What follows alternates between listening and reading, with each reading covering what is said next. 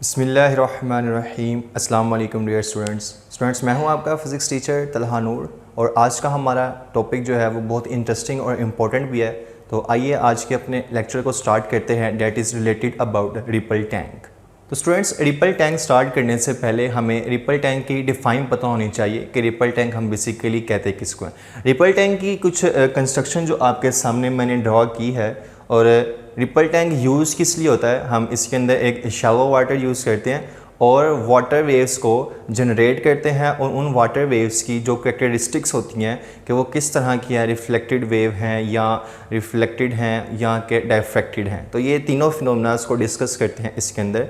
तो ये जो हमारे पास डायग्राम आई है या जो प्रोसीजर है हमारे पास रिपल टैंक के थ्रू वाटर वेव्स को प्रोड्यूस करवाने का एंड फर्दर मोर उनके कैरेक्टरिस्टिक्स को डिस्कस करने का, तो ये सारा रिपल टैंक कहलाता है। ठीक है, तो डिफाइन देखें, ripple tank is a device which is used to produce water waves.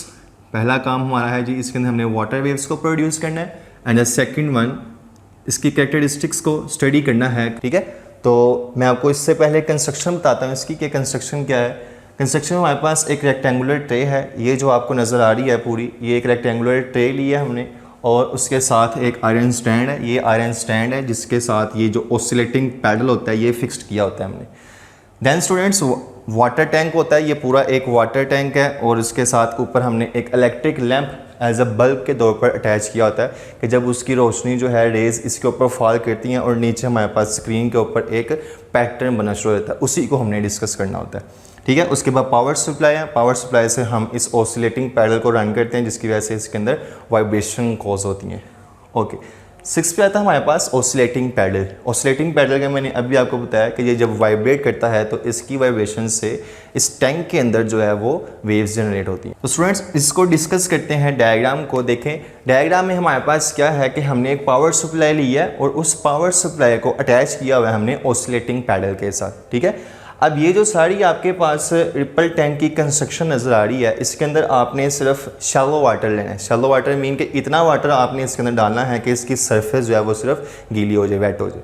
ठीक है, और ये आयरन स्टैंड है। आयरन स्टैंड को बेसिकली हमने रखा होता है इसलिए कि ऑसिलेटिंग पैडल उसके साथ अटैच होता है। ठीक है, और यहाँ पे ऊपर हमने बल्ब लगाया होता है कि जिसके जब इसके अंदर से रेज़ फॉल करती हैं इसके ऊपर पड़ती हैं और वो नीचे हमारे पास एक पैटर्न बना के देती हैं जो कि क्रस्ट और ट्रफ की सूरत में बनता है। तो स्टूडेंट, होता क्या है, डिस्कस करते हैं इसको। इसके अंदर 3 इसकी कैरेक्टरिस्टिक्स को साथ डील करते हैं, रिफ्लेक्शन को, रिफ्लेक्शन को और डायफ्रैक्शन को। तो देखें, हम पहले बात करते हैं रिफ्लेक्शन के फिनोमेना को। रिफ्लेक्शन ये बहुत इजी और सिंपलेस्ट कॉन्सेप्ट है इसके अंदर। लेट्स सपोज कि अभी हमारे पास यहाँ पे पावर सप्लाई जब ऑन की है, पावर सप्लाई को ऑन करने पे लेट्स सपोज पावर सप्लाई को हमने किया ऑन। जैसे इसको ऑन करेंगे ये जो पैडल है ये ऑसिलेटिंग इस तरह से वाइब्रेट करना शुरू कर देगा। इसकी वाइब्रेशन से क्या होगा स्टूडेंट्स, इसके अंदर ये मीडियम जो है डिस्टर्ब होगा। मीडियम के डिस्टर्ब होने से इसके अंदर जो है ये वेव जनरेट होना शुरू हो जाएंगे। इस तरह से ये सारी वाटर वेव्स इसके अंदर से जब फ्लो करेंगी तो जो ऊपर हमने ये बल्ब अटैच किया हुआ है, इस बल्ब के अंदर से जब रेज आके इसके ऊपर फॉल करना शुरू होंगी तो वो नीचे स्क्रीन पे एक पैटर्न बनाना शुरू कर देंगी।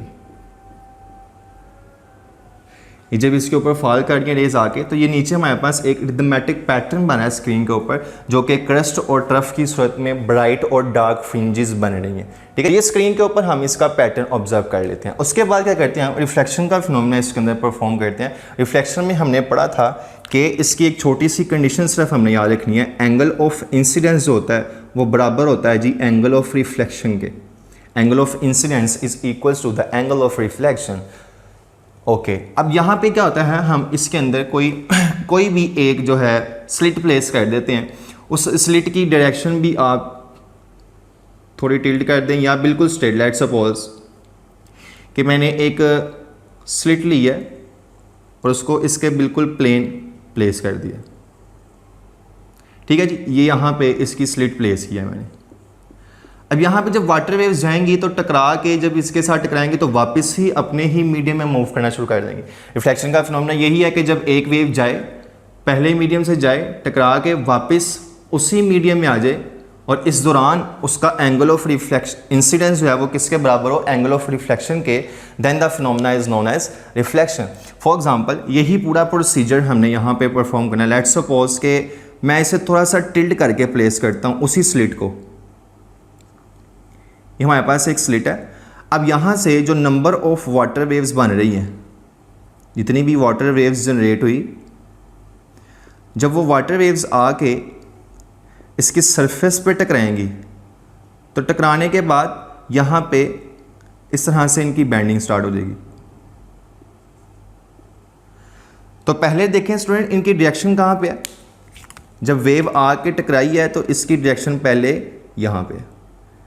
जब वो वापस अपने ही मीडियम में मूव कर रही है तब उसकी डायरेक्शन यहाँ पे है। 2-3 पॉइंट कंसीडर कर लेते हैं हम, same as it is hair.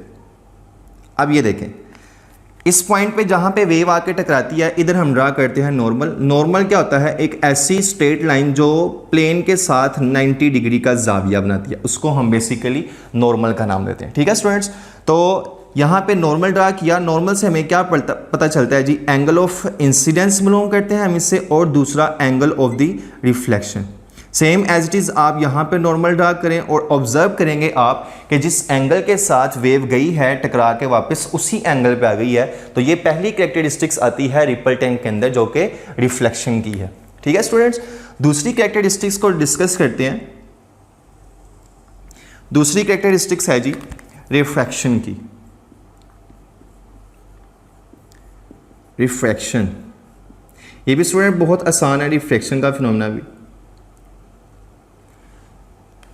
Student reflection के फिनोमेना में क्या होता है, लेट्स सपोज कि यही वाटर वेव्स हमारे पास उस रिपल टैंक के अंदर बन रही हैं और उन वाटर वेव्स के रास्ते में, लेट्स सपोज कि अगर मैं इसी के रास्ते में कोई ऐसा मीडियम इसके अंदर प्लेस कर देता हूँ। लेट्स सपोज कि ये वेव आ रही है और इसी के रास्ते में आप कोई मीडियम प्लेस कर दें। अब देखें, मीडियम जब चेंज होता है तो हमारे पास वेव की स्पीड भी वेरी कर जाती है according to the relation v is equals to F lambda. ये चीज़ हमें बताती है कि जैसे ही आपके पास मीडियम चेंज हो रहा है तो हमारे पास वेलोसिटी भी उसकी चेंज वेरी करती है। अब वो कैसे वेरी करती है कि जब भी आपके पास कोई भी वेव रेयर मीडियम से डेंसर मीडियम में आती है तो उसकी स्पीड वेरी करती है। जो डेंसर से रेयर में आती है तब उसकी स्पीड जो है वेरी करती है, क्योंकि स्पीड ऑफ लाइट जो है वो डिफरेंट है मीडियम के लिहाज से। ठीक है, हवा में वो ज़्यादा है, ठीक है, वाटर में उसकी और वैल्यू है, ग्लास में उसकी और वैल्यू है, तो वो डिपेंड करती है मीडियम पे। इस तरह अब यहाँ पे देखें, ये वाला रीजन जो आ रहा है सारा, ये डीप रीजन है और ऊपर लेवल पे अगर हम देखें तो ये सारा क्या है, शैलो रीजन। ठीक है स्टूडेंट्स, ओके। अब जब देखें यहाँ पे वेव डीप से शैलो की तरफ जाएंगी, डीप वाटर से शैलो के ऊपर से गुजरेंगी, शैलो वाटर पे जाएंगी, तो वहाँ पे आपके पास क्या है, उसकी स्पीड वेरी करना शुरू हो जाएगी। अब लेट्स सपोज कि अगर मैं यहाँ पे स्लिट को प्लेस करता हूँ कुछ इस डायरेक्शन में,